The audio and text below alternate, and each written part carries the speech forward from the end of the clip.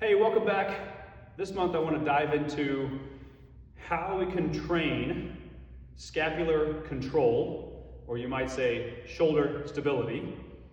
If you think about what happens as a right-handed golfer in the backswing, we're trying to keep some kind of forearm connection.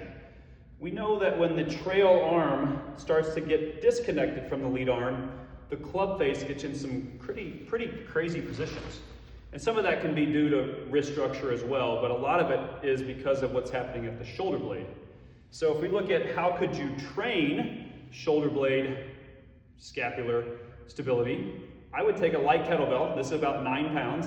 It's got some instability if I don't grip it tight, okay? It wants to tip me out or tip me in, however you want to look at the forearm. So if I keep it directly above my forearm and I keep my posture up tall, I can get this working, not quite full extension, but pretty far overhead, and I can start to feel my rotator cuff muscles, those small muscles that sit on the shoulder blade and control how the shoulder blade works, starting to engage.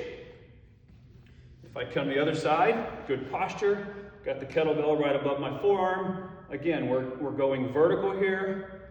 Now, if you do this on your own, no rotator cuff injuries, no slap tear injuries in the past or surgeries, no current rotator cuff stuff going on. Anything overhead could start to bother that a little bit. So just be smart about that. But if we're coming in this vertical plane, I also want to make sure you don't start to rotate your posture. So keep your shoulders and your hips square, and just work on coming up. So light kettlebell, great posture, good vertical movement, no tipping of the elbow that would cheat the shoulder blade muscles, all right?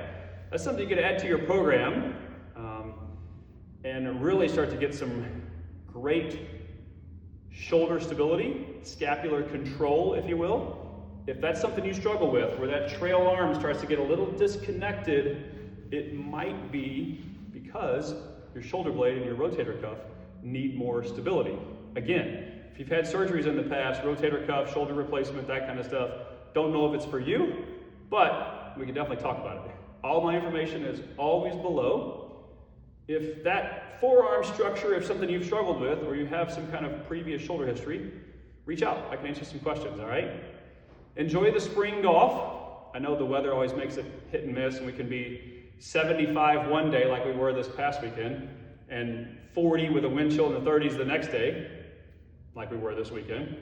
But hopefully we get some warmer weather coming. We can get outside. And for those of us that don't enjoy golf in the gray of Chicago spring, hope you had a great spring break trip, or you have one coming up. If you have any questions on what I'm talking about here, let me know. Talk to you soon.